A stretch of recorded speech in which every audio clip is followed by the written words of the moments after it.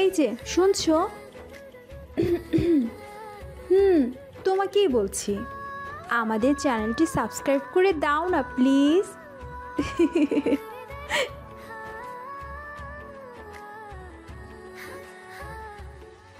Ma'am please পার্সেলটা receive করুন please ma'am, নয়তো স্যার আমার চাকরিটা কেড়ে নেবে। আমার বেতনের টাকা দিবে না ম্যাম। কান্না ভেজা কণ্ঠে জয় কথাগুলো বলতে থাকে সামনে দাঁড়িয়ে থাকা অর্ডারকারী রিমুকে। মাঝ রাস্তায় জয়ের এমন আকুতি দেখে রিমু বেশ রেগে গিয়ে বলে ওঠে, এই যা তো সামনে থেকে, তোর পার্সেল তুই খা। শালা, তোর জন্য আমার বান্ধবীগুলো আমাকে নিয়ে হাসাহাসি করে চলে গিয়েছে। ম্যাম আমার দোষ ছিল না, রাস্তায় ভীষণ জ্যামের কারণে আমি সঠিক সময় পৌঁছাতে পারিনি। প্লিজ ম্যাম পার্সেলটা রিসিভ করুন, আমাকে আরেক জায়গায় ডেলিভারি দিতে হবে। রিমু আশেপাশে তাকিয়ে দেখে অনেকেই তাকিয়ে আছে তাদের দিকে। কিছুটা লজ্জা আর সংকোচ ভর করে, আর খেকিয়ে বলে ওঠে, পার্সেল রিসিভ করবো না। 20 মিনিটের বেশি সময় ধরে সে অপেক্ষা করিয়েছিস তুই। তোদের রেস্টুরেন্টের নিয়ম অনুযায়ী আমাকে এখন দরকার হলে ফ্রি দিয়ে যা, নয়তো আমি গেলাম।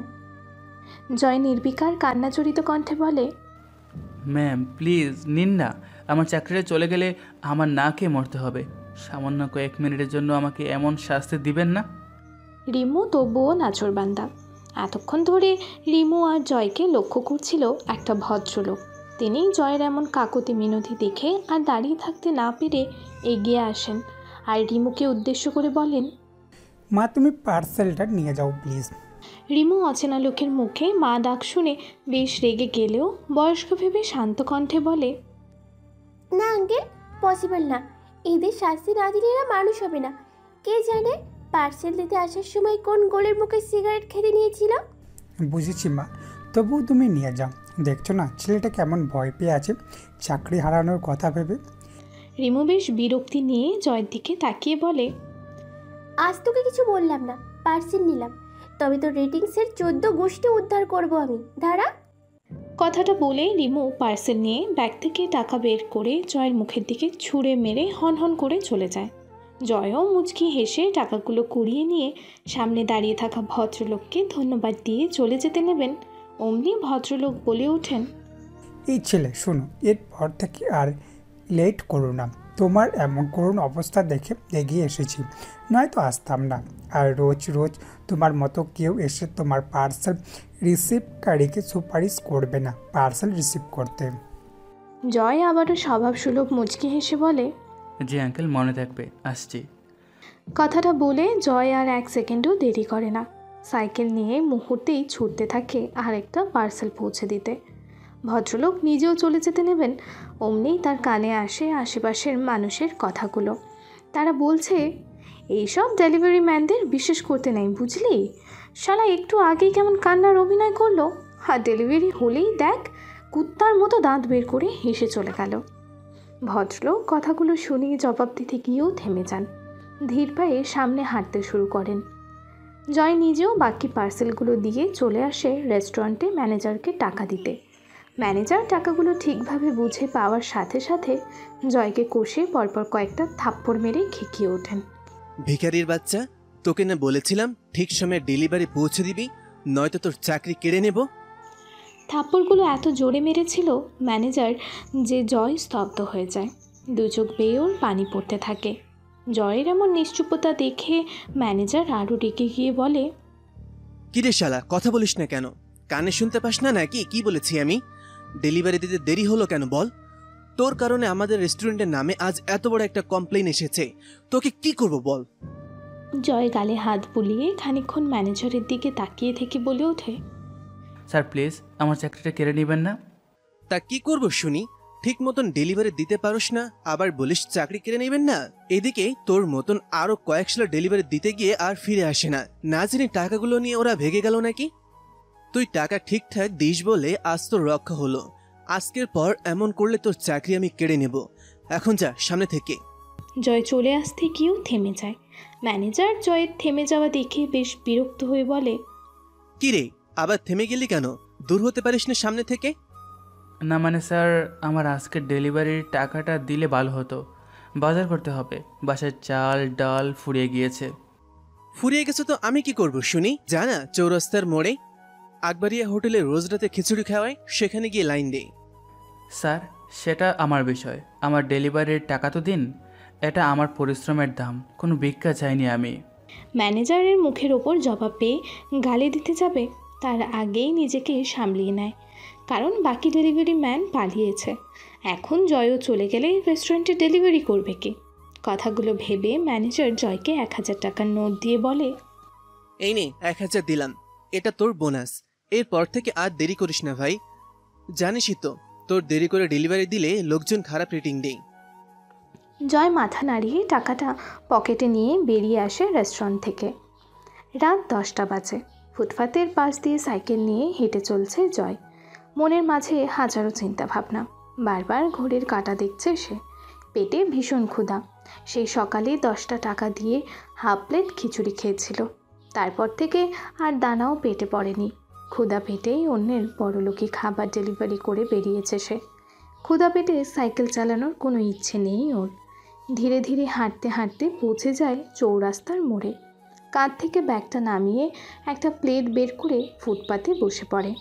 এখনও কেউ আসেনি, সেই রোজ প্রথম আসে। দেখতে দেখতে রাত 12টা বেজে গিয়েছে। ফুটপাতে ভরে গিয়েছে তার মতোই, আবার তার চেয়েও অভাবী রাতের ক্ষুধার্ত মানুষ দিয়ে। একটু পরেই একটা ট্রাক এসে হাজির হয়। সাথে সাথে ফুটপাতের ক্ষুধার্ত মানুষের মুখে হাসি ফুটে। ব্যতিক্রম নয় জয়ও। রোজ রাতে এই সময় আকবরিয়া হোটেলের মালিকপক্ষ হাজার হাজার মানুষকে বিনামূল্যেতে খিচুড়ি খাওয়ায়। জয় নিজেও খায় বেশ দারুণ স্বাদের খিচুড়ি। সিরিয়াল ভাই সবার প্লেটে খিচুড়ি দিয়ে চলে যায় তারা। জয় এক পলক সবার দিকে তাকিয়ে মুচকি হেসে খেতে শুরু করে। এক লোকমায় খিচুড়ি মুখে দিতেই জয়ের মুখ থেকে বেরিয়ে আসে একটা কথা, বাহ, আজ খিচুড়ি দারুণ হয়েছে। গপ গপ খেয়ে হাত ধুয়ে ফেলে জয়। তারপর সাইকেলে চেপে বাড়ির পথে ধরে। ও হ্যাঁ, আপনাদের পরিচয় দেওয়াই তো হয়নি।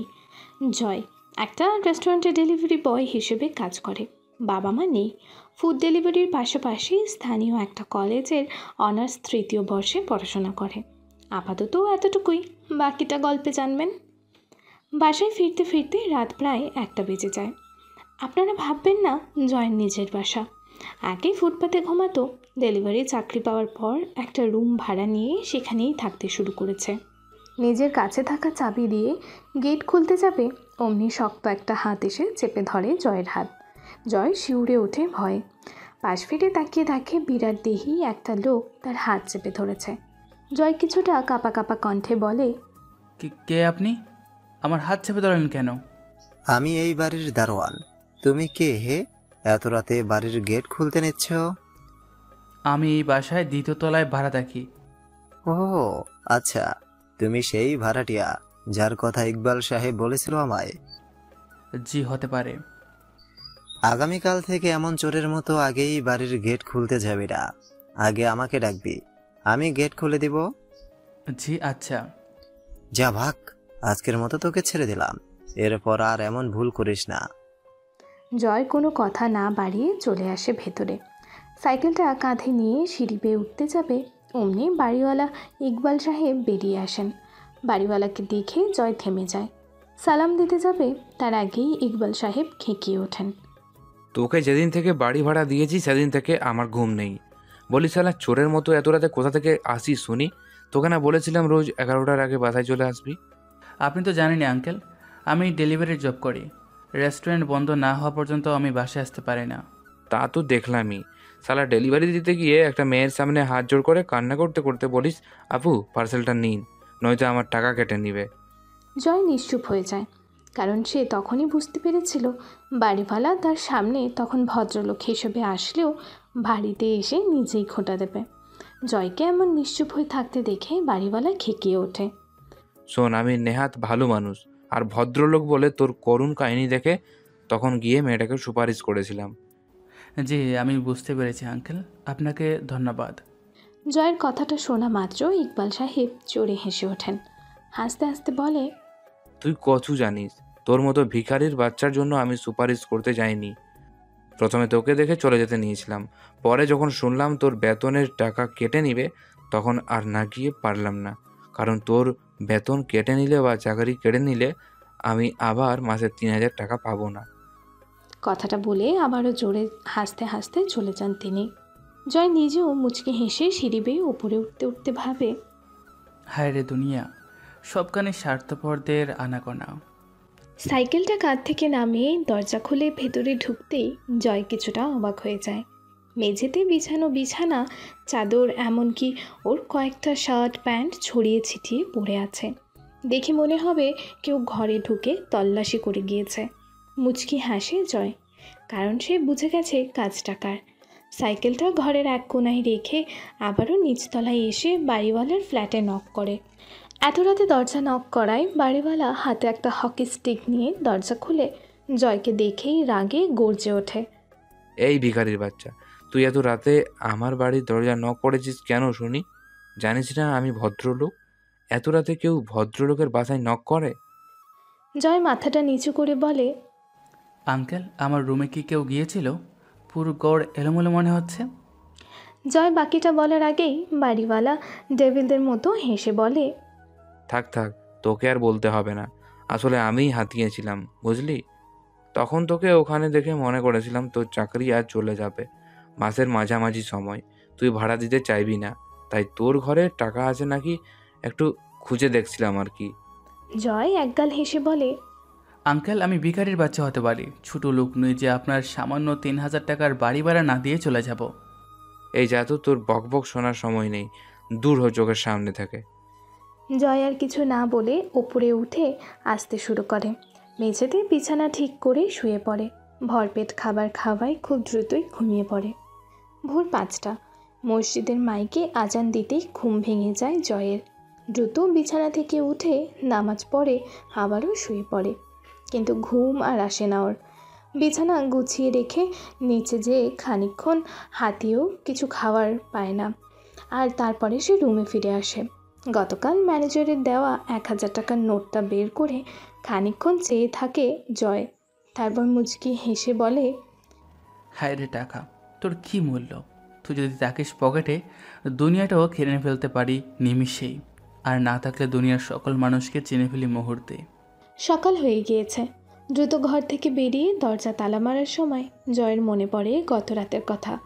বাড়িওয়ালার দেওয়া তালার একটা চাবি ওর কাছে, তার মানে বাকি চাবিগুলো তার কাছে আছে। জয় ঠিক করে বাজার করে ফেরার পথে একটা তালা কিনে নেবে। পুরো বাজার তন্ন তন্ন করে খুঁজেও পোকাওয়ালা আলুর বিক্রেতাকে খুঁজে না পেয়ে হতাশ হয়ে ভালো আলু কিনতে উদ্যত হয়। অনেকগুলো দোকান ঘুরে একটা দোকানের সামনে এসে জিজ্ঞেস করে, ভাই, এই আলুর কেজি কত? 40 টাকা কেজি। কম হবে না কিছু? না, কোনো কম নেই, নিলে নেন, না নিলে নাই। আর দেখে তো মনে হচ্ছে বাজারের পচা আলু ক্রেতা, তা আজ হঠাৎ আমার এখানে আসলি যে? দেখুন ভাই, আপনি কিন্তু অতিরিক্ত বলছেন।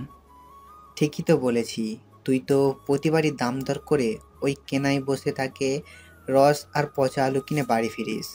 সেটা আমার বিষয়, আপনি আলু দিন 2 কেজি। দোকানদার আর কথা না বাড়িয়ে আলু ভেপে দেয়। জয় টাকা দিয়ে এক প্রকার দৌড়ে এসে দাঁড়িয়ে টিসিবির গাড়ির লাইনে। ঘণ্টাখানেক দাঁড়িয়ে থাকার পর চাল কিনতে পারেও। চাল কেনার পর কাঁচা সবজি, তেল, সাবান কিনে বাসায় ফেরে। ঘড়ির দিকে তাকিয়ে দেখে 12টা বেজে গিয়েছে। পুরো চোখ মুখ লাল হয়ে গিয়েছে ওর, তবুও মুখে বিজয়ের হাসি। আজ সে 30 টাকা কেজিতে 10 কেজি চাল পেয়েছে। খুশিতে গদগদ করতে করতে চাল ধুতে গিয়ে হাসি মুখ ফ্যাকাশে হয়ে যায়, কারণ চালের মধ্যে পোকা লেগে গিয়েছে। মুচকি হাসে আবারও জয় আর বলে, হায় রে, 30 টাকার চাল, তোর এই রূপ দেখার জন্য সকাল থেকে লাইনে দাঁড়িয়েছিলাম। বেশ খানিকক্ষণ চাল পরিষ্কার করে তুলে দেয় চুলায়। তারপর আলু কাটতে বসবে, অমনি নিচতলা থেকে ভেসে আসে একটা চিৎকার, আমাগো আন্টি, দয়া করে মারবেন না আমায়, ভুল হয়ে গিয়েছে আমার। জয় নিশ্চুপ হয়ে সেই চিৎকারগুলো শুনে আলু ছিলতে শুরু করে। এদিকে রেবেকা বেগম কাজের মেয়ে মেহেরের চুলের মুঠি টেনে ধরে হুঙ্কার ছাড়ছেন, ঘড়িতে দেখেছিস হারামজাদি, বাজে কয়টা? তোকে না বলেছি ভোর 6টায় চলে আসবি? সকাল সকাল চা না খেলে আমার দিন চলেই না। আন্টি প্লিজ, চুল ছেড়ে দিন, আমি ইচ্ছে করে আজ দেরিতে আসিনি। খাওয়ার চাল শেষ হয়ে গিয়েছিল বলে চাউল আনতে গিয়েছিলাম। চুপ কর, কোনো কথা বলবি না তুই। আজকে তো দেরি করে আসায় আমার মাথা ব্যথা শুরু হয়ে গিয়েছে। ওষুধ খেতে হবে এখন 500 টাকার। সেই টাকা কে দিবে শুনি? তোর বাবা? আন্টি, আমাকে যা বলার বলুন, দয়া করে আমার মা বাবাকে কিচ্ছু বলবেন না, তারা মৃত। তো তুই দিবি হারামজাদি? মেয়েটার জন্য তোকে কাজে রেখেছি, নয়তো কবেই তোকে বের করে দিতাম বাড়ি থেকে। আন্টি প্লিজ এইটা বলবেন না। আমাকে কাজ থেকে বের করে না দিয়ে আপনি আমাকে দুটো বেশি মারুন, আমি সহ্য করে নেব, তবুও আমায় কাজ থেকে বের করে দিবেন না, আমি না খেয়ে মরে যাব। ঠিক আছে, আজকের মতো তোকে মাফ করে দিলাম। আজকের পর তুই দেরিতে আসলে তোকে আমি মেরেই ফেলবো বলে দিলাম। এখন দূর হ চোখের সামনে থেকে। মেহের দ্রুত কিচেনে চলে যায়। রেবেকা বেগমও গজগজ করতে করতে সোফায় বসে থাকা স্বামীর পাশে গিয়ে বসে বলে ওঠেন, বুঝলে মিতুর বাবা, এসব মেয়েকে কাজে না রাখাই ভালো। এরা কাজ করাচ্ছে ফাঁকিবাজি বেশি করে। ইকবাল সাহেব পেপারে মুখ গুজে রেখেই বলে ওঠেন, আহা রেবেকা, তুমি বুঝছো না কেন? এসব মেয়েদের কাজে রাখার সুবিধাও আছে। এই যে সকাল সকাল পিটানি দিলে, বলো তো তোমার মন হালকা হয়েছে কি না? রেবেকা বেগম খিলখিল করে হেসে বলেন, তা হয়েছে আর কি, কেন বলো তো? কেন আবার? এই মেয়ের জায়গায় অন্য কেউ হলে দেখতে এতক্ষণ পুলিশের কাছে গৃহকর্মী নির্যাতনের মামলা করে দিল। যা বলেছ, মেয়েটা যাওয়ার আগে এক কাজ করে দিয়ে গিয়েছে। এই ভিখারির বাচ্চাকে মেরে দারুণ শান্তি পাই আমি। ইচ্ছে করে আমি একটু পিটানি দিই, তবে কি করবো বলো? মেয়ে মানুষের গায়ে হাত উঠাতে আমার আবার পুরুষত্বে আঘাত লাগবে। হয়েছে, চুপ করো। এই মেহের, তাড়াতাড়ি চা দিবি নাকি তোকে আবার পিটাবো? কিচেন থেকে দ্রুত পায়ে হাতা হাতে নিয়ে ছুটে আসে মেহের, তুলে দেয় রেবেকা বেগম আর ইকবাল সাহেবের হাতে। রেবেকা বেগম আয়েশ করে চায়ের কাপে চুমুক দিয়ে বলে, এই যে আজ দেরিতে কাজে আসছিস, তার উপর আমার মুখের উপর কথা বলছিস। আমার মাথা ব্যথার জন্য 500 টাকার ঔষধ খেতে হবে, সেই টাকা কে দিবে শুনি? কিচেনের প্রচণ্ড গরমে ঘেমে যাওয়া মেহের মাথাটা নিচু করে বলে,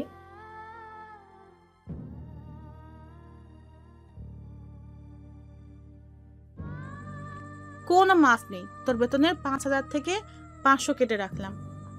4500 টাকা বেতন দিব এ মাসে। আর শোন, যদি এই মাসে আর ফাঁকি দেশ তবে আরো 500 কেটে রাখবো।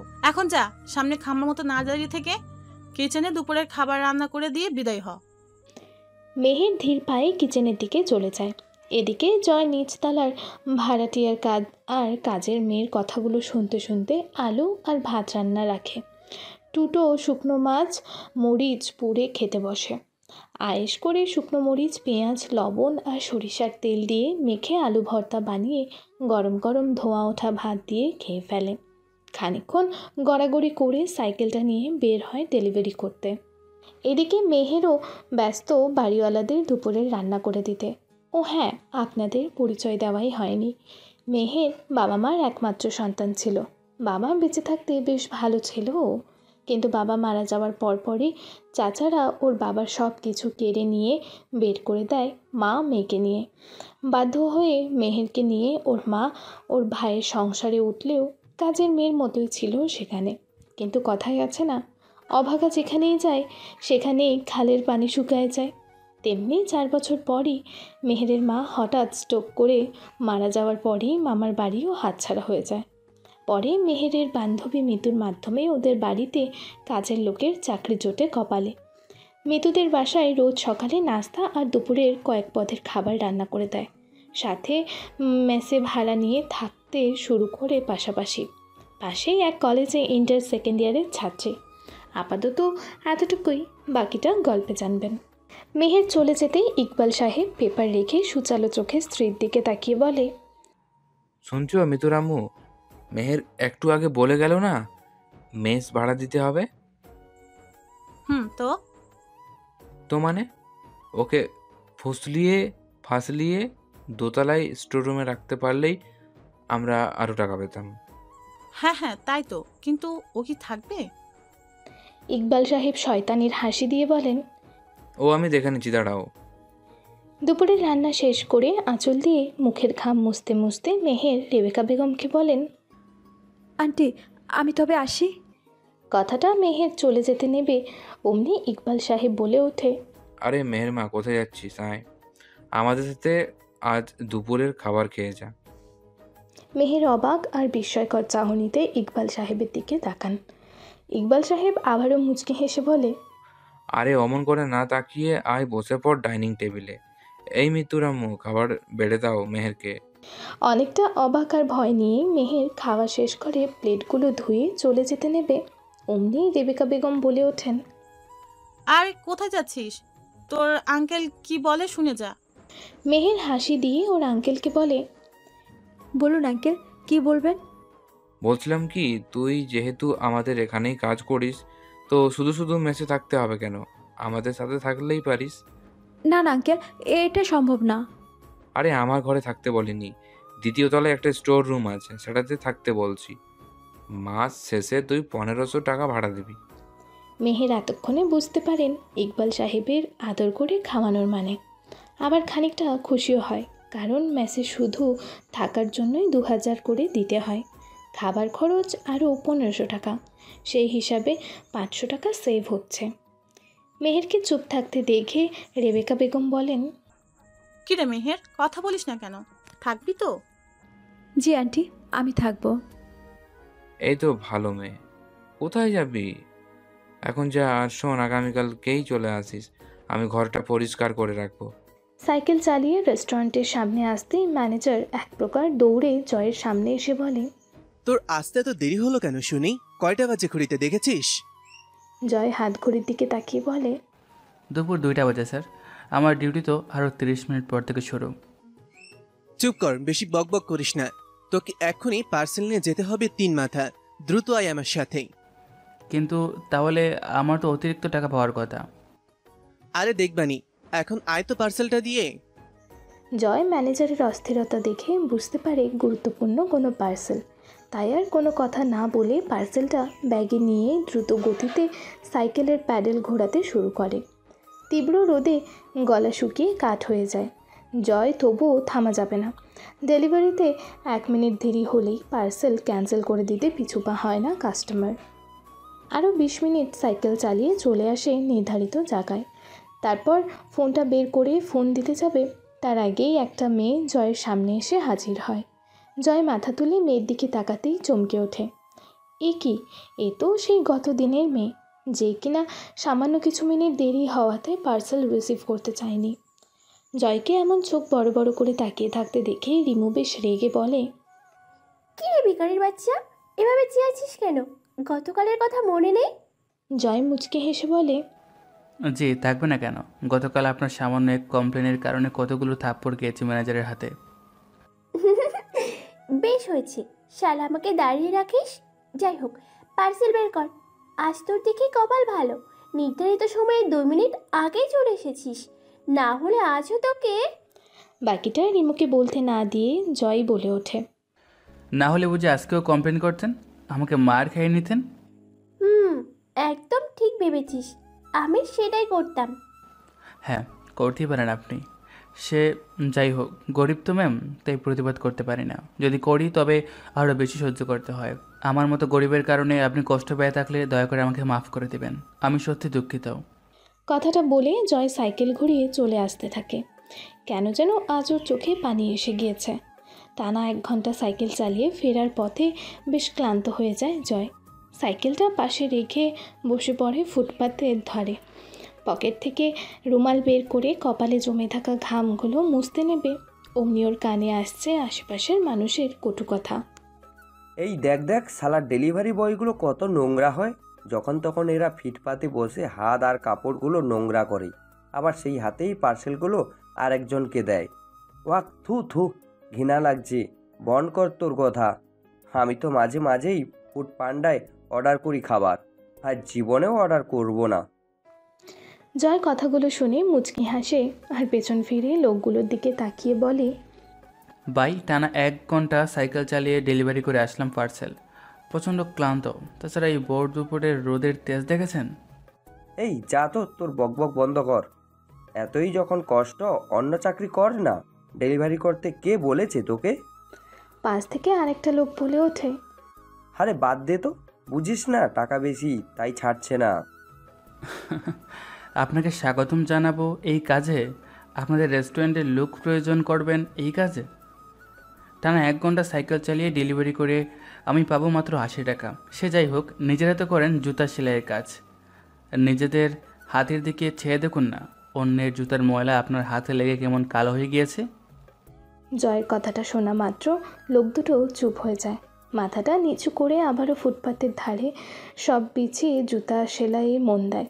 জয় তাচ্ছিল্যের সুরে বলে, কোনো কাজে ছোটো নয় ভাই, নিজেরা অন্যের কাজ দেখে তাচ্ছিল্যের সুরে কথা বলেন, আর আমি একটু বলতেই মাথা নিচু হয়ে গেল। সে যাই হোক, মানুষকে এবং তার পেশাকে সম্মান দেন, তবেই সম্মান পাবেন। আর জানেন তো আমাদের সমাজে মুচির স্থান কোথায়? সেই হিসাবে আমি ভালো আছি। জয়ের কথাগুলো শুনে এবার তারা খেকিয়ে ওঠে। এই তুই যা তো সামনের থেকে, নয়তো হাতে দেখছিস ছুঁচার সুতা একদম মুখ সেলাই করে দিব। জয় হাসতে হাসতে সাইকেলে উঠে বলে, মুচির কাজই তো সেটা। যাই হোক মুচি, আমি ডেলিভারি ম্যাম, তোদের চেয়ে বেশ পরিষ্কার। আর হ্যাঁ, তোরা তো দিনে 500 টাকাও কামাতে পারিস না, ফুড পান্ডা থেকে খাবার অর্ডার করিস, বিশ্বাস হয় না? কথাগুলো বলে চলে আসে জয়। মুচি দুটোর কথা আর কানে তোলে না। অনুমান করে নেয় হয়তো তারা জয়কে আচ্ছা মতো গালিগালাজ করছে। রেস্টুরেন্টের ম্যানেজারের সামনে মাথা নিচু করে দাঁড়িয়ে আছে জয়। ম্যানেজার বেশ চিৎকার করে বলে ওঠে, শালা, তুই আবার কাস্টমারকে জ্ঞান দিতে শুরু করেছিস? সেই একই কাস্টমার আজ তোর নামে এভাবে অভিযোগ করলো কেন শুনি? তোর ব্যবহার শিখতে হবে আগে, নয়তো দূর হয়ে যাবে এখান থেকে। স্যার দেখুন, এই মেয়েটাকে আমি চিনি, সে ইচ্ছে করে এসব করছে। আজ আমি তার আসার 2 মিনিট আগেই সেখানে উপস্থিত ছিলাম। চুপচাপ কথা না বলে যা, তোর চাকরি আজ থেকে নেই। সে না থাকলে নেই, আমারও আর আপনার মতো ম্যানেজারের অধীনে কাজ করার ইচ্ছা নেই। দয়া করে এই মাসের বেতনটা আমার পরিশোধ করে দিন, আমি চলে যাই। ম্যানেজার জয়ের কথা শুনে তেলে বেগুনে জ্বলে উঠতে গিয়েও থেমে যায়। দাঁত কিরমির করতে করতে ক্যাশ ড্রয়ার থেকে 7,000 টাকা বের করে জয়ের হাতে দিয়ে বলে, যা শালা, তোকে আর কাজেই রাখবো না, নে পুরো মাসটাই দিলাম। আর এই রেস্টুরেন্টের সামনে থেকে তোকে যেন আর না দেখি। আর শোন, এই রেস্টুরেন্টের ম্যানেজার ও আমি, মালিকও আমি। তোর মতন 2 পয়সা ডেলিভারি বয় না থাকলে আমার কিছু যায় আসে না। টাকা দিতে কতই লোক পাওয়া যাবে। জয় মুচকি হেসে বলে, শুভকামনা স্যার। আর হ্যাঁ, সঠিক লোক নির্বাচন করবেন, নয়তো দেখবেন ডেলিভারির টাকা নিয়ে উধাও হয়ে যাবে। বেরিয়ে আসে জয় রেস্টুরেন্ট থেকে। হাত ঘড়ির দিকে তাকিয়ে দেখে বিকেল 4টা বাজে।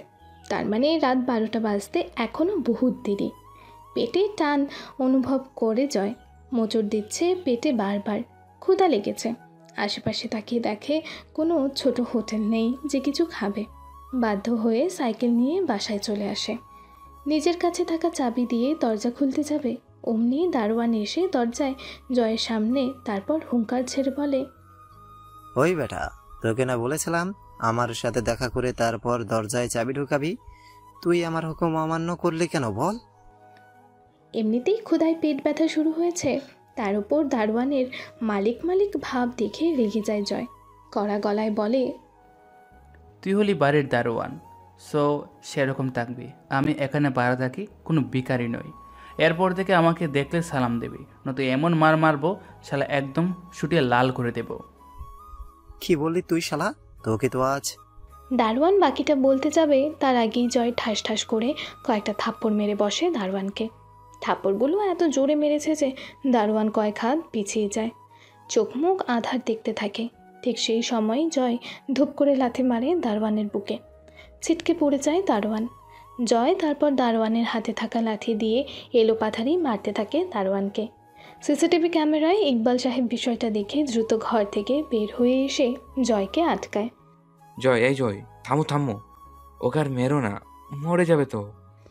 জয় আরও কয়েকটা আঘাত করে হাত থেকে লাঠিটা ফেলে দিয়ে হুঙ্কার ছেড়ে বলে, ইকবাল আঙ্কেল, দারোয়ানের বাচ্চাকে বলে দিবেন দারোয়ানের মতো থাকতে। গত রাতে কোনো জামালা করিনি বলি শালার খুব সাহস হয়ে গিয়েছে। বলে কি ওর অনুমতি নিয়ে দরজা খুলতে হবে। শুন দারোয়ানের বাচ্চা, আজকে তোকে সুন্দরভাবে বুঝিয়ে বললাম, এরপর আর বাড়াবাড়ি করিস না, একদম সেখানে জ্যান্ত ফুটে ফেলবো।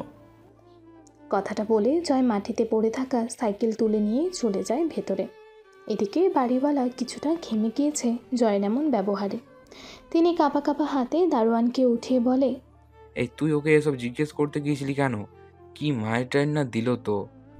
আমার কোনো দোষ নাই স্যার, আমি আপনার হুকুম পালন করছিলাম মাত্র।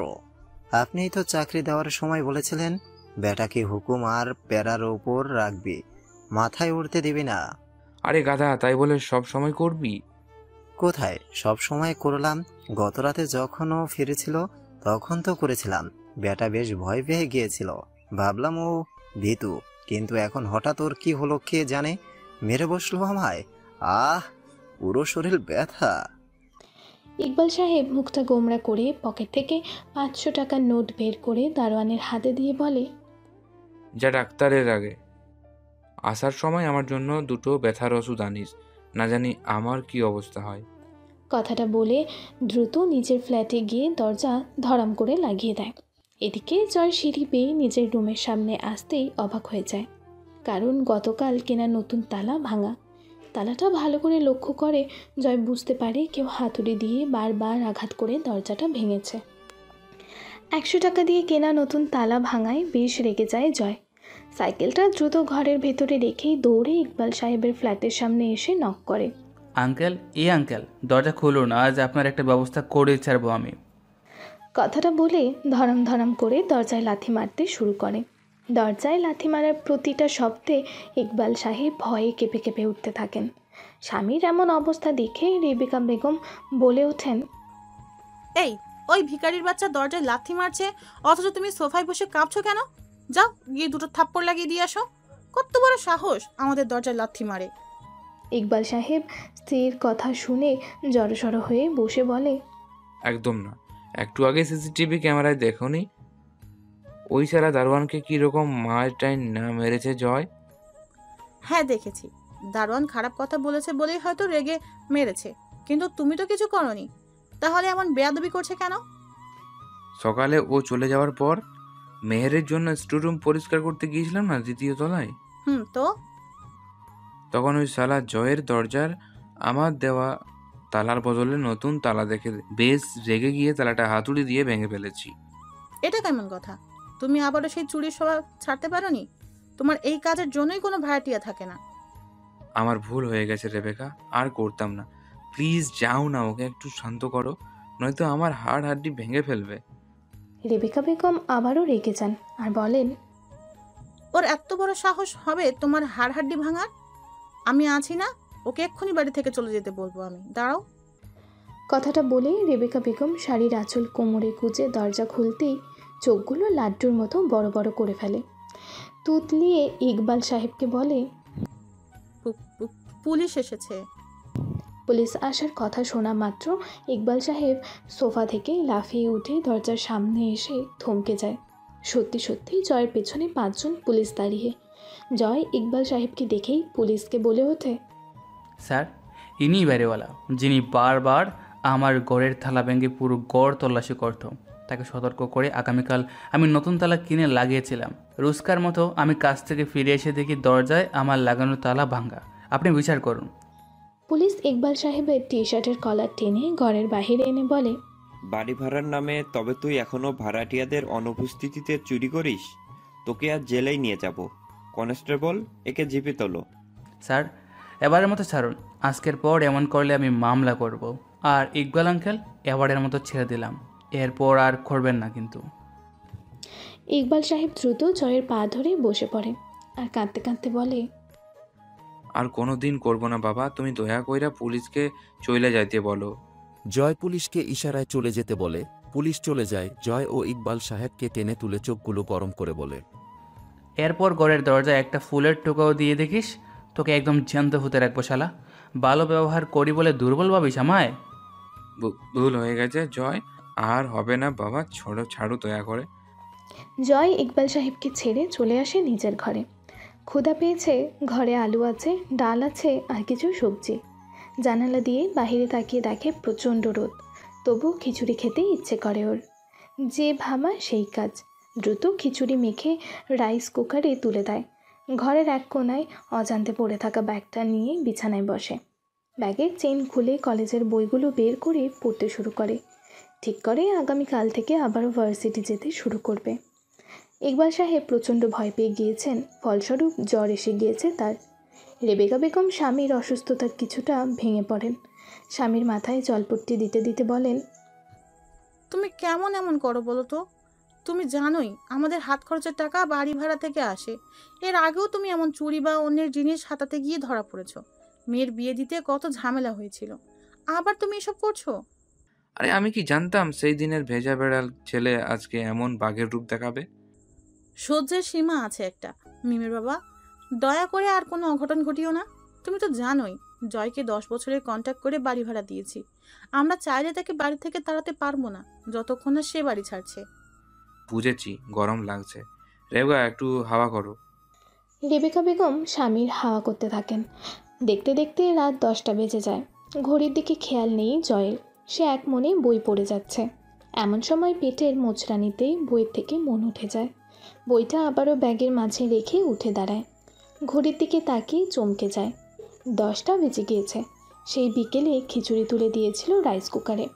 এতটাই কিচেনে গিয়ে দেখে বেশ ভালোভাবে খিচুড়ি রান্না হয়েছে। দ্রুত ফ্রেশ হয়ে এসে খেতে বসে। পেট ভরে খেয়ে আর কোনো কাজ না থাকায় ঘুমিয়ে পড়ে। এদিকে কিরে মেহের, এভাবে মুখ গুমরা করে বসে আছিস কেন? রাত তো অনেক হলো, ঘুমাবি না? না রে, ঘুম আসছে না। বাবা মাকে খুব মিস করছি। আর তাছাড়া আগামীকাল থেকে তোদেরকেও মিস করব। মানে? আমি যে বাসায় কাজ করি সেই বাসার 2য় তলায় শিফট হব আগামীকাল। কি বলিস? সেখানে তো বেশ ভাড়া দিতে হবে মাসে। এত টাকা পাবি কোথায়? দেখি ব্যবস্থা হয়ে যাবে। ভাবছি আবারও টিউশনি শুরু করব। মিমের জন্য ওদের বাসায় কাজ করতাম, তবে ওর বাবা মার ব্যবহার এতটা জঘন্য হবে ভাবতে পারিনি। মানে তারা আবার কি করলো? কথায় কথায় গায়ে হাত দিত। সে যাই হোক, তুই ঘুমা গিয়ে, সকালে তো তোর অফিসে যেতে হবে। রাহা হ্যাঁ সূচক মাথা নাড়িয়ে চলে যায়। মেহেরও হাবিজাবি ভাবতে ভাবতে ঘুমিয়ে পড়ে। পরের দিন সকাল হতে মেহের মেস ম্যানেজারকে ভাড়া মিটিয়ে দিয়ে সোজা চলে আসে ইকবাল সাহেবের বাসায়। মেহেরকে আসতে দেখে মুখে হাসি ফুটে ইকবাল সাহেবের। সাথে 2য় তলায় যেতে হবে ভেবে ভয়ও পান। এমন সময় মেহের বলে ওঠে, আঙ্কেল, রুমটা দেখিয়ে দিন। আর কতক্ষণ এভাবে দাঁড়িয়ে থাকবো বলুন? ভ্যানওয়ালাকেও তো বিদায় করতে হবে। হ্যাঁ হ্যাঁ মেহের, এসো এসো, দেখিয়ে দিচ্ছি। ইকবাল সাহেব মেহেরকে নিয়ে দোতলায় চলে আসে। দুজনেই জয়ের রুমের সামনে দাঁড়িয়ে যায়। হঠাৎ মেহের ইকবাল সাহেবকে বলে ওঠে, আঙ্কেল, এইটা কি আমার রুম? না না, এটা তোমার নয়। ওই যে পাশের রুমটা তোমার, ওখানেই তুমি থাকবে। এই নাও চাবি। আমি তোমার চৌকি গদি নিয়ে আসি গিয়ে। কথাটা বলে আর 1 সেকেন্ডও না দাঁড়িয়ে থেকে চলে যায় ইকবাল সাহেব। মেহেরও না দাঁড়িয়ে থেকে ওর জন্য বরাদ্দ রুমের তালা খুলে চারপাশে চোখ বুলিয়ে নেয়। তেমন বড় নয় রুমটা, তবে সে আগে যে হোটেলে থাকতো তার থেকে বেশ ভালো। পাশেই বাথরুম আর কিচেন। বেশ খুশি হয় মেহের। একটু পর ইকবাল সাহেব মেহেরের সব কিছু দিয়ে চলে যান। আর যাওয়ার আগে বলে যান, মেয়ের শোনো, পাশের ঘরে যে ছেলেটা থাকে সে খুব ডেঞ্জারাস, বুঝেছ? ওর সামনে পড়ো না কখনো। গতকাল দারোয়ানকে মেরে হসপিটালে পাঠিয়ে দিয়েছে। মেহের মাথা দুলিয়ে বিদায় করে দেয় ইকবাল সাহেবকে। ঘণ্টাখানেকের মধ্যে নিজের রুমটা গুছিয়ে নেয় মেহের। তারপর টিনের পুরানো টাং থেকে নিজের ব্যাগ করে আনে। নতুন রুমে অনেক কিছু কিনতে হবে। এতদিনে সব জমানো টাকা মেহের গুনতে শুরু করে। সর্বমোট 5,700 টাকা রয়েছে মেহেরের কাছে। হিসেবে বসে কি কি কিনতে হবে। এদিকে সকাল সকাল ঘুম থেকে জেগে ওঠে জয়। হাতঘড়ির দিকে তাকিয়ে দেখে 8টা বাজে। দ্রুত বিছানা থেকে লাফিয়ে উঠে কিচেনে যেতে গিয়েও থেমে যায়। ও ভুলেই গিয়েছিল ওর চাকরিটা আর নেই। স্বাভাবিকভাবেই ফ্রেশ হয়ে পড়তে শুরু করে। আজ থেকে ওর কলেজে যেতে হবে তো। মেহেরও সব কিছু হিসাব করে টাকাগুলো ব্যাগে নিয়ে চুপচাপ শুয়ে পড়ে বিছানায়। এটা ওর রোজকার রুটিন। এর অবশ্য কারণও আছে। সকাল সকাল ক্ষুধা লাগলেই সে ঘুমানোর চেষ্টা করে। আজও সেই চেষ্টাই করছে। পড়াশোনা প্রায় বিদায় দিয়েছে, তবুও কেন যেন আজ ওর কলেজে যেতে ইচ্ছে করে। বিছানা থেকে উঠে কিচেনে চলে যায়। ট্যাপ থেকে ঢকঢক করে কয়েক গ্লাস পানি খেয়ে রেডি হতে শুরু করে কলেজে যাওয়ার জন্য। জয় নিজেও গত রাতের খিচুড়ি গরম করে বের হয় বাসা থেকে। কলেজ কাছে হওয়ায় সাইকেল রেখে রুমে তালা দিতে যাবে, অমনি পাশের পরিত্যক্ত রুম থেকে একটা মেয়েকে বের হতে দেখে চমকে যায় সে। মেয়েটাকে রুক্ষ ভাষায় বলে, এই কে তুমি? এই পরিত্যক্ত স্টোর রুম থেকে বের হলে কিভাবে? এদিকে মেহেরেরও কিছুটা ভয় লাগে। গতকাল বাড়িওয়ালার কথা মনে পড়ে ছেলেটার থেকে সাবধান থাকতে বলেছিল, তবুও সামনে পড়ে গেছে। কাঁপা কাঁপা কণ্ঠে বলে, জি জি, আমি মেহের। এই রুমটা আমি গতকাল ভাড়া নিয়েছি। ও, তবে শোনো, বাড়িওয়ালার দেওয়া তালা ব্যবহার করো না। বাজার থেকে একটা নতুন তালা কিনে আনো। কি? কানে শুনতে বনমে? বাড়িওয়ালার বদ অভ্যাস আছে ভাড়াটিয়াদের গড়ে তাদের অজান্তে ঢুকে হাত রানোর, তাই বলছি নতুন তালা কিনে নিও। কথাটা বলে জয় আর দেরি না করে হনহন করে বেরিয়ে আসে বাসা থেকে। মেহের খানিকক্ষণ কী সব ভেবে দ্রুত আবারও রুমে গিয়ে ট্যাঙ্কের ছোট তালা হাতে বের হয়ে এসে দরজায় তালা মেরে বের হয় বাড়ি থেকে। বহুদিন পর কলেজ ক্যাম্পাসে এসে জয় লম্বা একটা নিঃশ্বাস নিয়ে সামনে এগোতে যাবে, অমনি রিমু জয়কে দেখে ডাক দেয়, এই ডেলিভারি ম্যান, কলেজে এসেছিস দেখছি। জয় রিমুর দিকে তাকিয়ে ধীর পায়ে ওর দিকে এগিয়ে যেতে যেতে বলে, হ্যাঁ এলাম। আপনার জ্বালায় কলেজ ছেড়ে চাকরি নিয়েছিলাম, তবে আপনি চাকরিটাও খেয়ে দিলেন বলে আবারও আসলাম কলেজে। সালা, তোকে আমি প্রেমের প্রস্তাব দিয়েছিলাম, রিজেক্ট করার মজা বোঝে এখন। দেখুন, আমার এই ছন্নছাড়া জীবনে আপনার মতো দনির দুলালিকে জায়গা দিতে পারবো না। চুপ, যা সামনে থেকে। তোর তো চাকরি নেই, এক কাজ করতে পারিস, আমার বাড়ির দারোয়ানের পদটা ফাঁকা আছে, চাইলে তুই করতেই পারিস। জয় মুচকে হেসে বলে, অনেক অনেক ধন্যবাদ, তার কোনো প্রয়োজন নেই। কথাটা বলে জয় সেখান থেকে চলে আসে, চুপচাপ ক্লাসে গিয়ে বসে।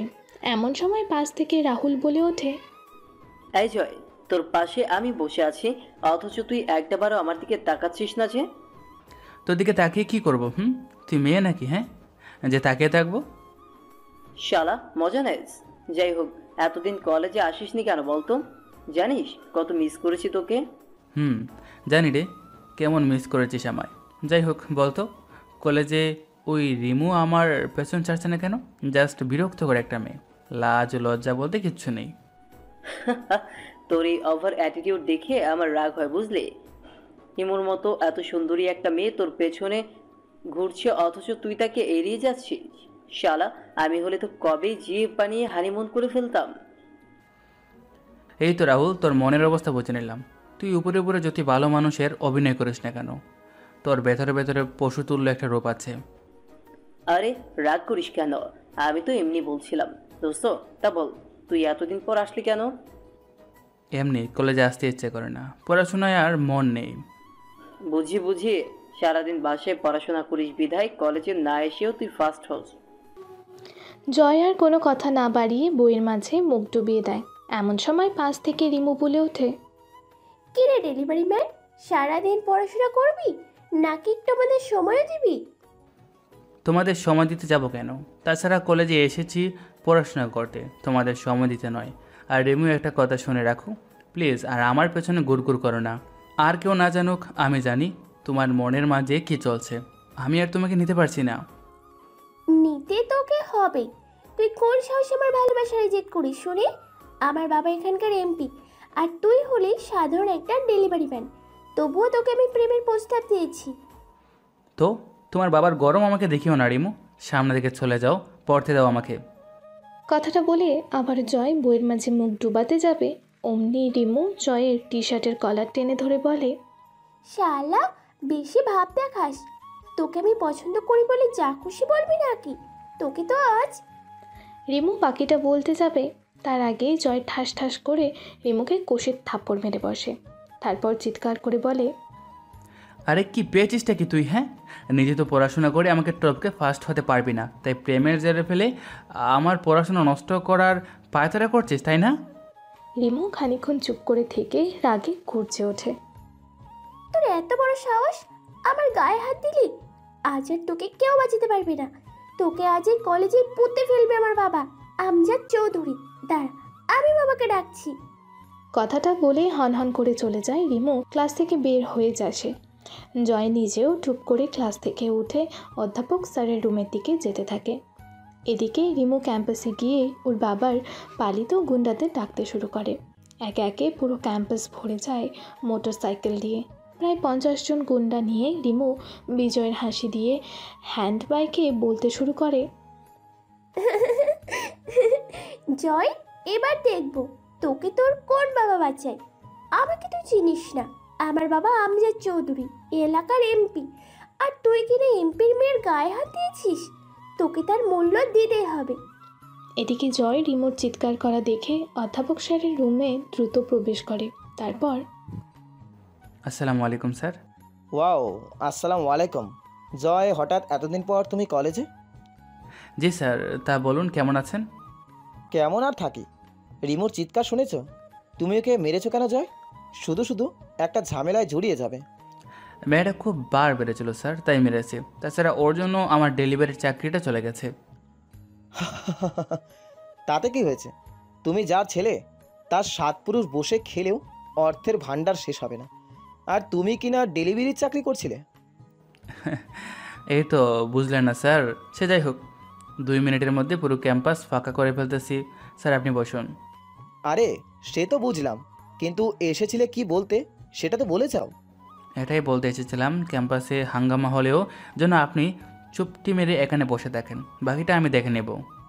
ওকে, তোমার ইচ্ছে। জয় বেরিয়ে আসে অধ্যাপক স্যারের রুম থেকে। তারপর আশেপাশে তাকিয়ে পকেট থেকে ফোনটা বের করে একটা নাম্বারে ফোন দেয়। 2 বার রিং হতেই রিসিভ করে একটা লোক।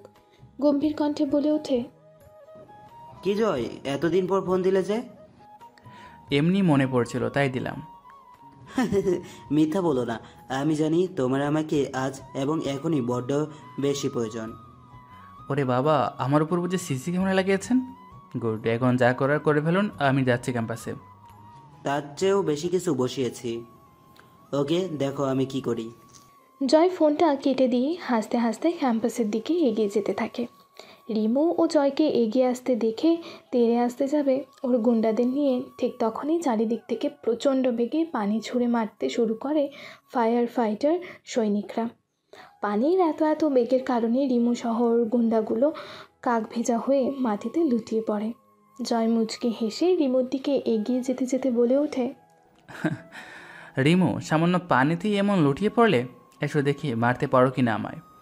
রিমু মাটি থেকে উঠতে গিয়েও আবারও শুয়ে পড়ে। জয় হাসতে হাসতে সেখানেই বসে পড়ে।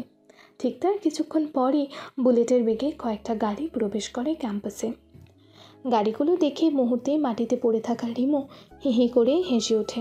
জয়কে বলে ওঠে, ওই দেখ, বাবা চলে এসেছে আমার। আজ তোকে কে বাঁচাবে বল? টুকরো টুকরো করবো তোকে। ওকে, তবে দেখি সামনে কি হয়।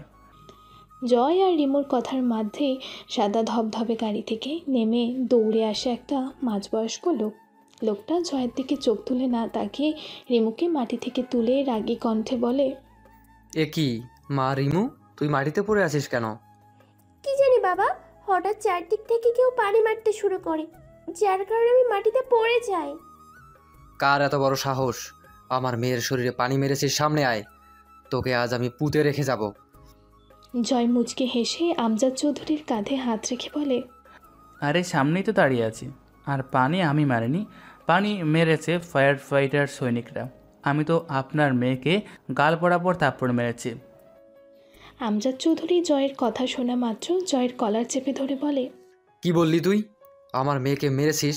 তোকে তো আজ আমি। বাকিটা বলার আগেই পুলিশ এসে ঘিরে ফেলে আমজাদ চৌধুরীকে। তারপর, আমজাদ চৌধুরী সাহেব, দ্রুত সিলেটের কলার ছেড়ে দিন এবং আমাদের সাথে আপনার মেয়েকে নিয়ে থানায় চলুন। কি বলছেন ওসি সাহেব? আমি কি করেছি শুনি? আর আমার মেয়েও বা কি করেছে? সেটা হাজতে বসেই শুনবেন যখন আপনাদের রিমান্ডে নেব। আর জয় স্যার, সরি, আমাদের আসতে একটু দেরি হয়ে গিয়েছে। জয় মুচকি হেসে বলে, সমস্যা নেই ওসি সাহেব, ওদের নিয়ে যান। একটু ভালো করে হুইল পাউডার দিয়ে ওয়াশ করবেন প্লিজ। ওসি সাহেব মুচকি হেসে আমজাদ চৌধুরীর হাতে হ্যান্ডকাপ পরিয়ে টানতে টানতে নিয়ে চলে যায়। রিমু তখনও ঘোরের মাঝে আছে। সে ভাবতেই পারছে না সামান্য একটা ডেলিভারি ম্যানকে ওসি স্যার বলছে আর তার এমপি বাবাকে হ্যান্ডকাপ পরিয়ে নিয়ে যাচ্ছে। জয় রিমুকে হাঁ করে তাকিয়ে থাকতে দেখে ঠাস করে আরও একটা থাপ্পড় মেরে বলে, দ্যাটস ডেলিভারি বয়েস পাওয়ার। কথাটা বলেই জয় ক্যাম্পাস থেকে চলে আসে। এদিকে একটা মেয়ে সবার পেছন থেকে এতক্ষণ জয়ের কাজগুলো দেখছিল আর অবাক হচ্ছিল। হ্যাঁ, সে আর কেউ না, মেহের। মেহের নিজেও জয়ের ভার্সিটিতে পড়ে। আজ সে নিজেও এসেছিল ক্লাস করতে।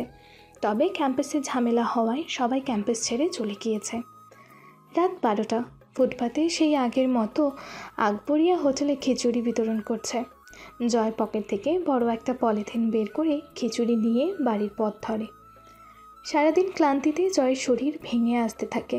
হাঁটতে ইচ্ছে না করলেও মনের বিরুদ্ধে গিয়ে হেঁটে পৌঁছায় বাসায়। এমন সময় দরজার সামনে বসে থাকা দারোয়ানের দিকে চোখ যায়। মাথায় ব্যান্ডেজ, সাথে হাতে প্লাস্টার করা। জয় থমকে যায়। এক দুপা করে দারোয়ানের দিকে এগিয়ে যেতেই দারোয়ান ভয়ে কেঁদে ফেলে। ভাইজান, মাফ করে দেন, আমি আর জীবনেও আপনার লগে খারাপ কথা কমু না। সেটা ঠিক আছে, তবে হাতে প্লাস্টার কেন আর মাথায়ও ব্যান্ডেজ কেন? আমি তো হাতে আর মাথায় মারিনি। পরে গিয়ে হাত ভেঙে গেছে ভাইজান, সাথে মাথাটাও কেটে গেছে, 2টা সেলাই দিতে হয়েছে। জয়ের মনটা ভীষণ খারাপ হয়ে যায়। মাথাটা নিচু করে দারোয়ানকে বলে, ক্ষমা করে দিও ভাই, রাগের মাথায় মেরেছি, তখন বেশ ক্ষুধা পেয়েছিল, মাথাটাও ঠিক ছিল না। তা তোমার বাসায় কে কে থাকে? বউ আর 2টা পোলা মাইয়া আছে ভাই। জয় পকেট থেকে 1000 টাকার একটা বান্ডিল বের করে দারোয়ানের হাতে দিয়ে বলে, এটা রাখো, নিজের চিকিৎসা আর পরিবারের জন্য কিছু কেনাকাটা করো। এখন বাসায় চলে যাও, রেস্ট করো। কিন্তু বাড়িওয়ালা স্যার রাগ করবেন। আমি বলে দিব না চাও, তাছাড়া এত টাকা নিয়ে এভাবে দাঁড়িয়ে থাকা রিস্ক, বুঝলে? দারোয়ান মাথা নাড়িয়ে চলে যায়। জয় নিজেও বাসায় ঢুকে দরজাটা লাগিয়ে পেছনে ঘুরতেই দেখে সকালকার সেই মেয়ে বাড়িওয়ালার দরজার সামনে ঘুরঘুর করছে। বারবার কলিং বেল বাজাতে গিয়েও থেমে যাচ্ছে। হঠাৎ জয়কে দেখে মেহু থমকে দাঁড়ায়। দৌড়ে সিঁড়ি বেয়ে দোতলায় যেতে দেবে অমনি জয় মেহেরের হাতটা চেপে ধরে, নিজের সামনে দাঁড় করিয়ে বলে, এই মেয়ে, তুমি বাড়িওয়ালার দরজার সামনে গুড়গুড় করছো কেন? কিছু লাগবে? মেহের বেশ না অনেক ভয় পেয়ে গিয়েছে, থরথর করে কাঁপতে থাকে।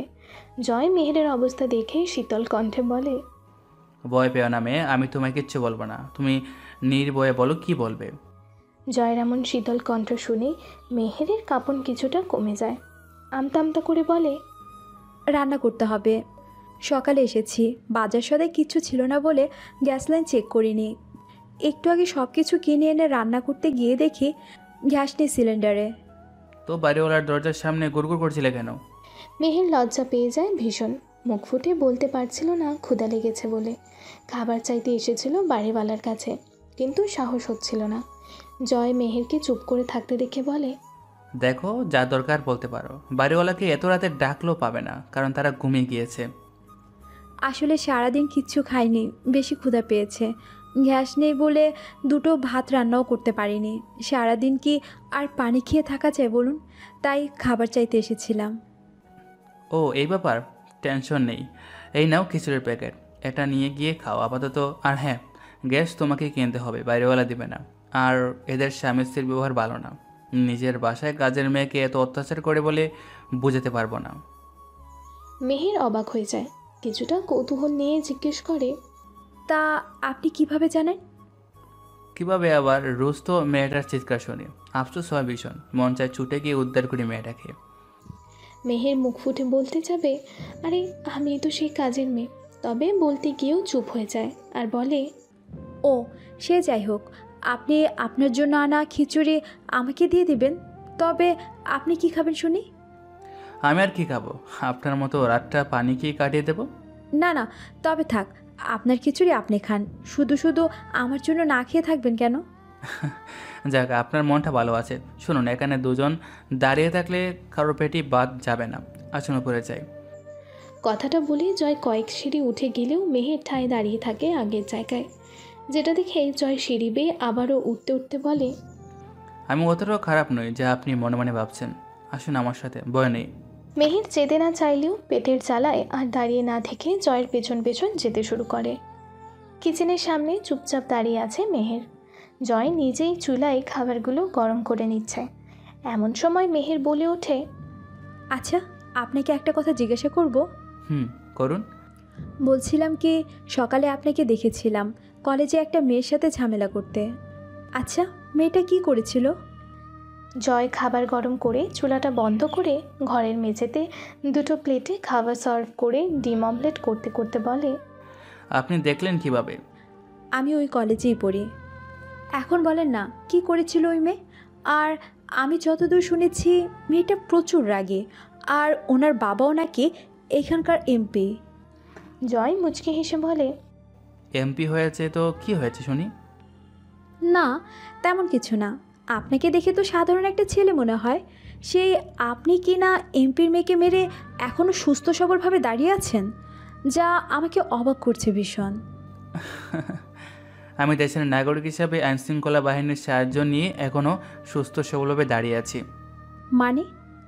আপনি তো সবই দেখেছেন, গুন্ডাদের পানি মেরে তাদের ছত্রভঙ্গ করে দেওয়া, পুলিশ এসে এমপি আর তার মেয়েকে ধরে নিয়ে যাওয়া। হ্যাঁ হ্যাঁ, তা তো দেখছি। জানেন, আমি সবচেয়ে বেশি অবাক হয়েছি এমপিকে পুলিশ ধরে নিয়ে যাওয়ায়। আচ্ছা, এসব হলো কি করে?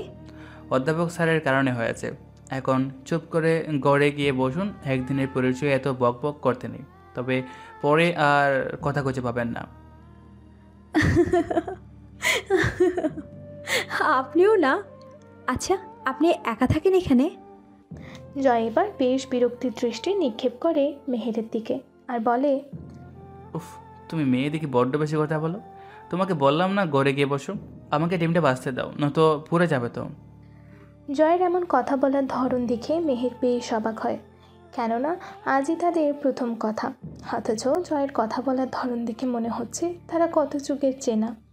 ডিম ভাজি করে নিয়ে আসে জয়, তারপর মেহেরকে বলে, খিচুড়িটা ফ্রি পাওয়া, বুঝলে মেয়ে? মানে ফ্রি আবার কে দিল এত রাতে? আকবরিয়া হোটেল দে রোজ রাতে অভাবীদের বিনামূল্যে খাবার, বেশ ভালো খেতে। নাও শুরু করো। মেহের এক লোকমা মুখে দিয়ে জয়কে বলে, আচ্ছা, আপনি নাকি দারোয়ানকে মেরেছিলেন? মেরেছিলাম। বেয়াদবদের একটু টাইট না দিলে ভালো হয় না, বুঝেছো মেয়ে? জি বুঝলাম। আর সকালে বলে গেলেন না বাড়িওয়ালা তালা না লাগাতে, সেটা কি জন্য বলেছিলেন? উফ, এক কথা কতবার বলবো বলো তো? বাড়িওয়ালার অভ্যাস খারাপ, আমার ঘরে সে 1000 বার হাতিয়েছে, তবে আমি হলাম এক মিসকিন, তাই বারবার হতাশ হয়ে ফিরে গেছে। আমি তো আরেক মিসকিন, নেওয়ার মতো কিচ্ছু নেই। বুঝতে পেরেছি। তা তোমার বাবা মা নেই, এভাবে এত ছোট একটা রুমে উঠলে যে? বাবা মার কথা উঠতেই মেহেরের হাসি মাখা মুখটা কালো হয়ে যায়, চোখে টলমল করতে থাকে পানিতে। খুব কষ্টে মেহের পানিগুলো ধরে রেখেছে চোখের পলক না ফেলে। জয় মেহেরের অবস্থা দেখে বলে, শোনো, অচেনা চোখের পানি চোখে ধরে রাখতে নেই, ফেলে দাও এবং হালকা ফিল করো। তারপর লম্বা শ্বাস নিয়ে বলো আমায় কেন কাঁদতে নিয়েছো। জয়ের কথাগুলো শোনার পরও মেহেরের হেলদুল নেই দেখে জয় নিজেই হুট করে নিজের বাঁ হাতের তালু দিয়ে মেহেরের চোখের পানি মুছে দেয় আর বলে, সরি, না বলে তোমায় স্পর্শ করায়। আসলে আমি কারো কান্না সহ্য করতে পারি না। এবার বলবে তো কাঁদছো কেন? আমার মা বাবা বলতে কেউ নেই। থমকে যায় জয়, খানিকটা চুপ করে থেকে বলে, চাচারা নেই নাকি তারও বাবা মার গত হওয়ার পর তাড়িয়ে দিয়েছে? বাবা মারা যায় 1.5 বছর হলো। আমি তখন ইন্টার ফার্স্ট ইয়ারে পড়ি। হঠাৎ বাবা মারা যাওয়ায় আমি আর মা ভেঙে পড়ি। তখন চাচারা ছিল 3 জন, তাদের সংসারের বোঝা হয়। চাচিরা মাকে চাকরানির মতো খাটিয়ে আমাদের দুজনে দুবেলা ভাত দিত, তবে সেই ভাতটাও বেশি দিন জোটেনি। কয়েক মাস পরে বাবা শোকে মাও মারা গেলেন। কাজকাম তেমন পারতাম না বলে চাচিরা হাজার অভিযোগ করত চাচাদের কাছে। চাচারাও বিরক্ত হয়ে বের করে দিলে, সাথে বাড়ির জায়গাও নিজেরা ভাগ করে নিলেন। তারপর আমার কাহিনী আমার এক বান্ধবী মিম জানতো বলে রাখি। মিম হলো বাড়িওয়ালা আঙ্কেলের মেয়ে। মিম আমার দুর্দিনে ওর বাসায় কাজের মেয়ে হিসেবে কাজ করতে বলে। বাধ্য হয়ে কাজে লেগে পড়ি। বেশ ভালোই ছিলাম, তবে হঠাৎ মিম পালিয়ে যায় ওর বয়ফ্রেন্ডের সাথে। তারপরে বাড়িওয়ালা আঙ্কেল আন্টির আসল রূপ বেরিয়ে আসে। আগে সামান্য ভুল হলে বুঝিয়ে দিত, তবে মিম যাওয়ার পর থেকে মারতেন, ভীষণ রকম মারতেন। কি তা তুমি থানায় বলনি? মজা নিতেছেন? থানায় অভিযোগ করলে কাজ হারাতাম, মাসের ভাড়া কোথা থেকে দিতাম শুনি। সহ্য করে গিয়েছি চুপচাপ, আর আজকে এখানে এসেছি কিছু টাকা বাঁচানোর জন্য। বুঝলাম। তবে তুমি সেই মেয়ে যাকে বাড়িওয়ালা অত্যাচার করতো? হুম। তা এখন কি করব? কোনো কাজ পেয়েছো না, তবে টিউশনি করব ভেবেছি। আর ভালো লাগে না চাকরানি হিসেবে থাকার। শোনো, তোমাকে একটা অফার দিই আমি। যদি তুমি লুফে নাও তবে হবে ভাগ্যবতী, আর না হলে। কিসের অফার? আপনার সাথে রাত কাটাতে হবে বুঝি? মেহেরের এমন কথায় জয় বেশ রেগে যায়। ঠাস করে মেহেরের গালে থাপ্পড় মেরে বলে, আমাকে অমন মনে হয় তোমার মেয়ে? যদি অমন হতাম তবে এত কথা না বলে তোমার জামা ছেড়ে ফেলতাম এতক্ষণে। মেহের গালে হাত দিয়ে কেঁদে ওঠে। জয় বেশ বিরক্তি নিয়ে বলে, চুপ কাটতে হবে না। আগামীকাল বাড়িওয়ালার কাজটা ছেড়ে দিবে, তারপর আমার আর তোমার জন্য রান্না করবে। এতটাই তোমার কাজ। বেতন হিসাবে তোমার পড়াশোনার খরচ সব যা যা লাগে সব আমি দেব। মেহের চোখ তুলে তাকায় জয়ের দিকে।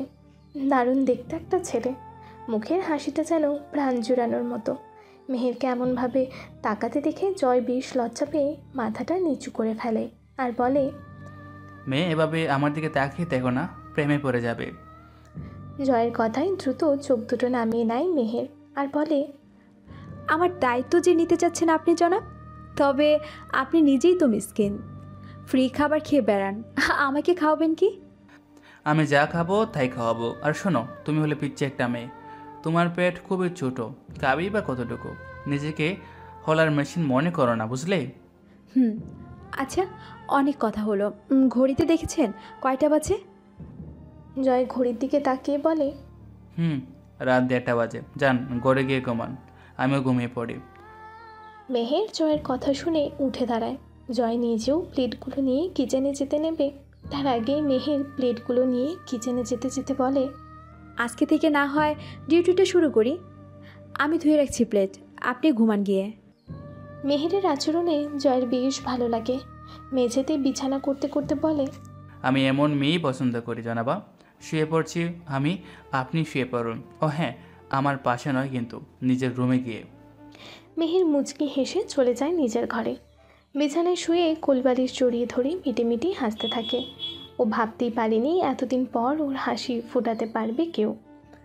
জয় নিজেও মুচকি মুচকি হাসতে থাকে এটা ভেবে যে ও যেই বুয়াকে বিয়ে করতে চাইতো মনে মনে, যারা আর্তনাদি কেঁপে উঠত ওর বুকে, সেই মেয়ের সাথে কিনা ও এত কথা বলেছে, একসাথে খেয়েছে, আবার নিজ হাতে ওর চোখের পানিও মুছে দিয়েছে। এসব হাবিজাবি ভাবতে ভাবতে ঘুমিয়ে পড়ে জয়। এদিকে মেহেরও ঘুমিয়ে পড়ে। ভোরের আলো ফুটে উঠেছে। মেহের ঘুম থেকে উঠে অনুভব করে ক্ষুধা লেগেছে ভীষণ। গ্যাস নেই, কীভাবে রান্না করবে ভাবতে ভাবতে মনে পড়ে গত রাতের কথা। সে তো নতুন চাকরি নিয়েছে জয়ের ঘরে। দ্রুত ফ্রেশ হয়ে জয়ের ঘরের সামনে এসে একবার ধাক্কা দিতেই দরজাটা খুলে যায়। মেহের বেশ অবাক হয় আর মনে মনে ভাবে, ছেলেটা দেখি আর ওঠেনি, ভাগ্য ভালো দরজা চাপিয়ে দিয়ে গিয়েছিলাম।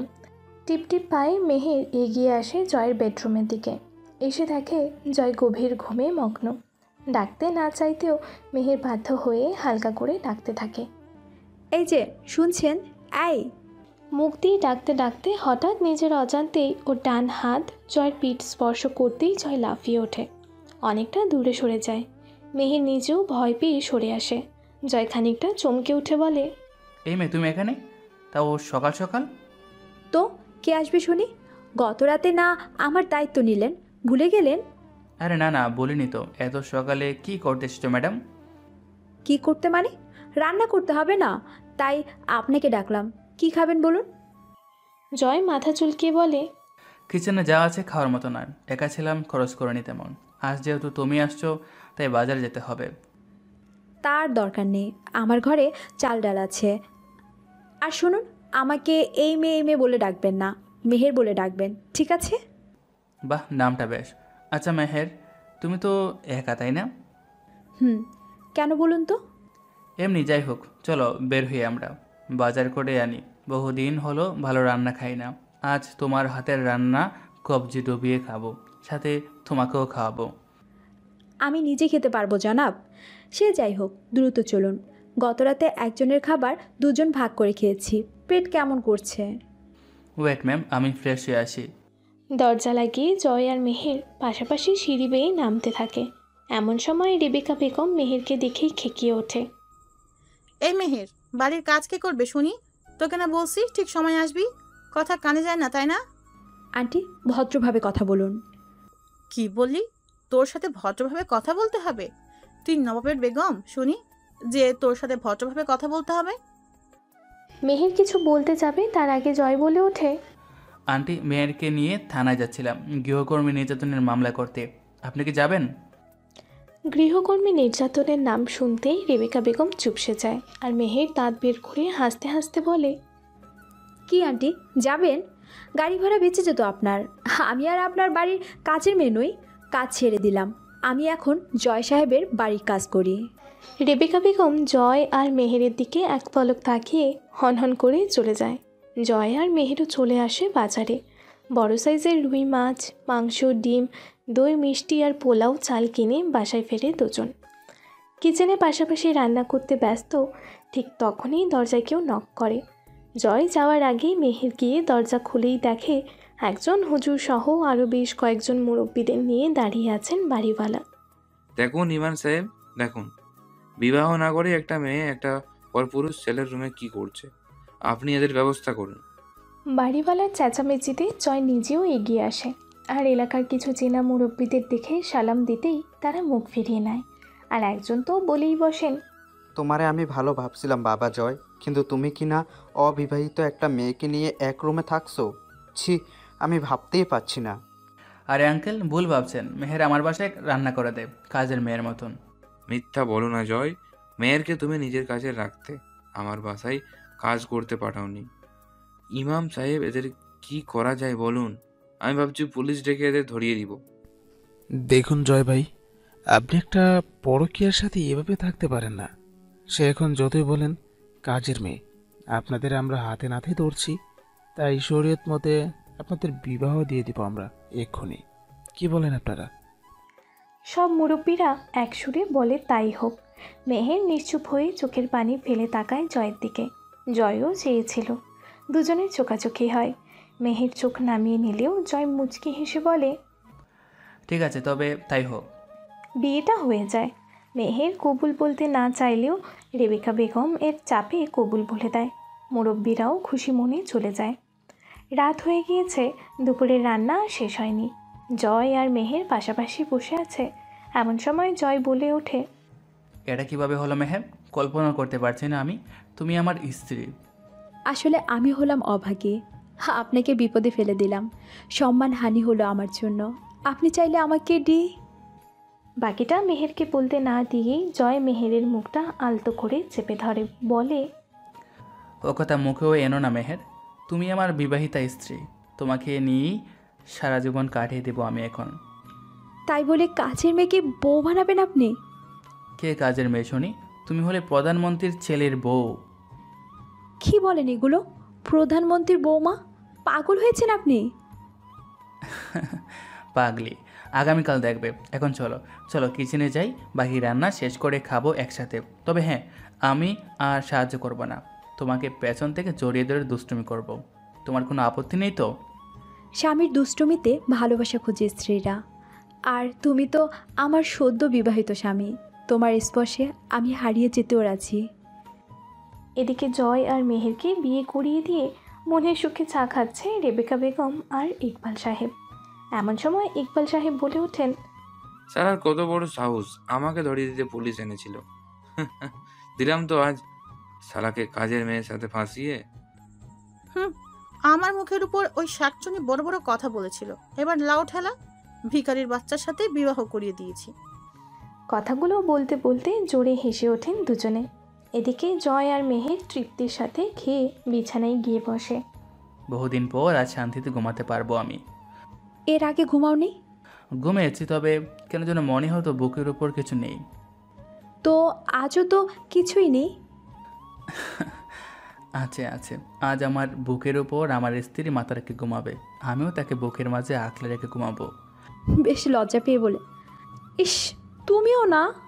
জয় আর কিছু না বলে হুট করে মেহেরের ঠোঁটে নিজের ঠোঁট ডুবিয়ে দেয়। মেহের প্রথমে অবাক হলেও সমান তালে জয়কে সাড়া দিতে থাকে। ধীরে ধীরে তারা হারিয়ে যায় সুখের গর্তে। পরের দিন সব কিছু গোছকাজ করে মেহের আর জয় সিঁড়ি পেয়ে নেমে আসে নিচে। ইকবাল সাহেব আর তার স্ত্রী বেশ অবাক হয়ে বলে, কোথায় যাচ্ছ তোমরা জয়? চলে যাচ্ছি আমরা আঙ্কেল। কেন কেন? এখানে কোনো সমস্যা হচ্ছে? গতকালে বিয়ে করলে, ভাবলাম আজ তোমাদের দাওয়াত দিব। আপনার দাওয়াত আন্টি, খান আন্টি। গতকাল না বলেছিলেন আমি কোন নবাবের বেগম? আমার পাশে আমার নবাব, আর নবাবের মা একজন প্রধানমন্ত্রী, মানে আমি প্রধানমন্ত্রীর স্ত্রী। মেহেরের কথার মাঝেই বাড়ির সামনের খোলা মাঠে একটা হেলিকপ্টার ল্যান্ড করে। জয় মুচকি হেসে বলে, টিভিতে বাকিগুলো জানবে। মেহের শোনা, চলো হেলিকপ্টার এসে গেছে, হানিমুনে যেতে হবে তো নাকি? মেহের আর জয় হেলিকপ্টার করে চলে যায়। ইকবাল সাহেব আর তার স্ত্রী অবাক চোখে শুধু চেয়ে রয়। হেলিকপ্টারে জয়ের কাঁধে মাথা রেখে মেহের বলে, এই আমরা যাচ্ছি কোথায় বলো তো? নিজের বাসায়। আর ইচ্ছা নেই এমন ভিখারির মতো জীবন যাপন করার। এই কয়েক বছরে অনুভব করেছি টাকার কী মূল্য। মানে? সারা দিন রাত ব্লেজার পরে ক্যামেরার সামনে পোজ দিতে দিতে ক্লান্ত হয়ে গেছিলাম আমি। তাই একটু বাস্তবতার স্বাদ নিতে এই 14 বেশে ডেলিভারি ম্যানের চাকরি করা, ফুটপাতের নোংরা পোকা খাওয়া, চাউলের ভাত খাওয়া, রাতে বিনা মূল্যতে খিচুড়ি খাওয়া, এসব ছিল আমার 14 বেশের জীবন। আর এই ছোটো জীবন থেকে তোমাকে পেয়েছি আমি। আমার না বিশ্বাস হচ্ছে না কিছুই। তুমি সত্যি প্রধানমন্ত্রীর ছেলে জয়? জয় মুচকি হাসে, জবাব দেয় না মেহেরের কথার। একটু আগেই হেলিকপ্টার ল্যান্ড করে বিশাল বড় বাড়ির সামনে। মেহেরকে হাজার রকমের ফুল দিয়ে একটা মহিলা বরণ করে নেন, সাথে জয়কেও বকা দেন ভীষণ। মহিলা আর কেউ না, স্বয়ং প্রধানমন্ত্রী।